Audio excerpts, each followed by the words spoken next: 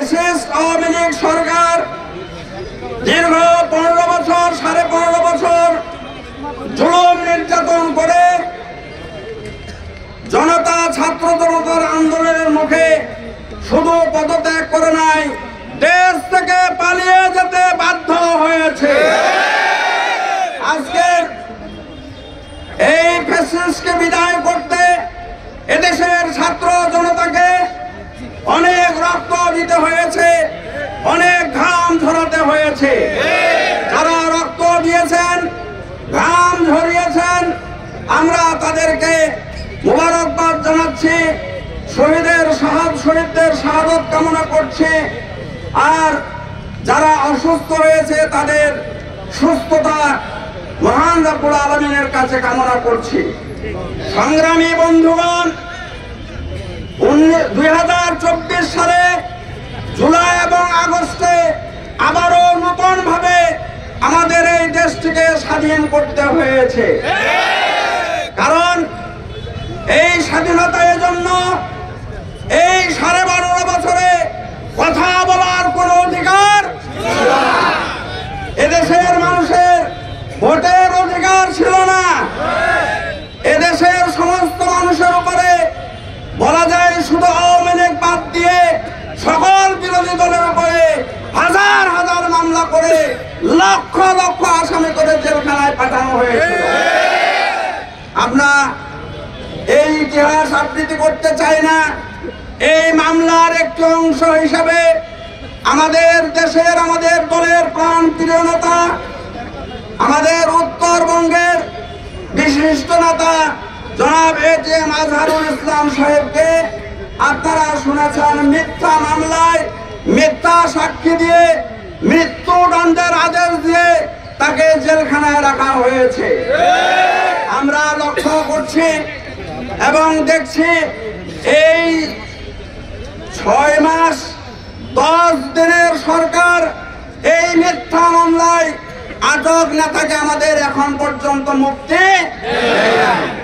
এজন্য জামাত ইসলামী সর্বপ্রথম আজকে রাজপথে নামতে বাধ্য হয়েছে। ফ্যাসিস্ট বিদায় নিয়েছে, অন্তর্বর্তীকালীন সরকার ক্ষমতায় এসেছে। আমরা এই সরকারকে সর্বোত্তর সহযোগিতা দিয়ে যাচ্ছি এখন পর্যন্ত। আমরা এই সরকারের যিনি প্রধান, তিনি আন্তর্জাতিক একজন ব্যক্তি, নোবেল পুরস্কার প্রাপ্ত একজন ব্যক্তি, তাই না?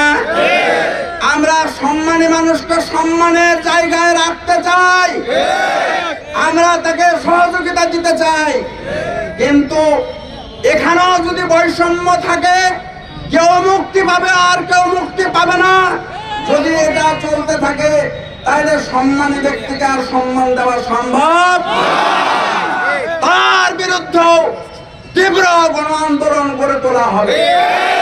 সংগ্রামী বন্ধুগণ, আজকে মিছিলের দিন শুধু ঠাকুরগাঁয়ে মিছিল অনুষ্ঠিত হচ্ছে তা না, সরকারকে জানিয়ে দেওয়া হয়েছে রাজধানী ঢাকা থেকে ওই তেতুলিয়া থেকে টেকনাফ পর্যন্ত, রূপসা থেকে পাতুরিয়া পর্যন্ত সারা দেশে আজকে মিছিলের দেশে পরিণত হয়েছে।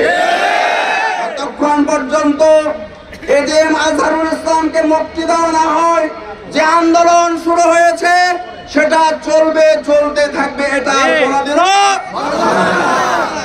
আপনারা আজহারুল ইসলাম সাহেবকে, প্রশাসন সহ সবাইকে বলতে চাই, তিনি শুধু একজন রাজনৈতিক নেতা না, তিনি ঢাকা বিশ্ববিদ্যালয়ের একজন মেধাবী ছাত্র ছিলেন। তিনি ইসলামী ছাত্র শিবিরের প্রতিষ্ঠাতা সভাপতি ঢাকা বিশ্ববিদ্যালয়ে। তিনি বাংলাদেশ জামাত ইসলামের ঢাকা মহানগরীর দায়িত্ব পালন করেছেন, তিনি সেক্রেটারি জেনারেলের দায়িত্ব পালন করেছেন। তাকে গ্রেফতার করা হয়েছে সম্পূর্ণ অন্যায় ভাবে, মামলাও করা হয়েছে অন্যায় ভাবে, সাক্ষী দেওয়া হয়েছে অন্যায় ভাবে। আপনারা শুনেছেন 7 কিলোমিটার দূর থেকে আজহার সাহেব মানুষ হত্যা করেছেন, দৃশ্য বিশ্বাস করবেন। 3 কিলোমিটার দূর থেকে দেখেছেন, সেটাও কেউ বিশ্বাস করবে না। এটা সম্পূর্ণ মিথ্যা। রাজনৈতিক উদ্দেশ্য প্রণোদিত হয়ে এই রায়গুলো দেওয়া দেওয়া হয়েছে এবং আমাদের নেতৃবর্গকে ফাঁসি পর্যন্ত দিয়ে দেওয়া হয়েছে। সংগ্রামী বন্ধুগণ, আজকের এই সমাবেশ থেকে আমরা এই কথাটি বলতে যাচ্ছি, এক ফ্যাসিস্ট গেছে, আবারও যদি ফ্যাসিস্টের ভূমিকায় কেউ অবতীর্ণ হয় তাহলে তাদেরকে একইভাবে বিদায় থাকবেন না।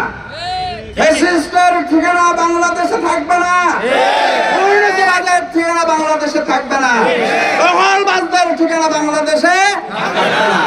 এই বিষয়টি সবাইকে মাথায় নিয়ে আমরা যারা পলিটিক্স করি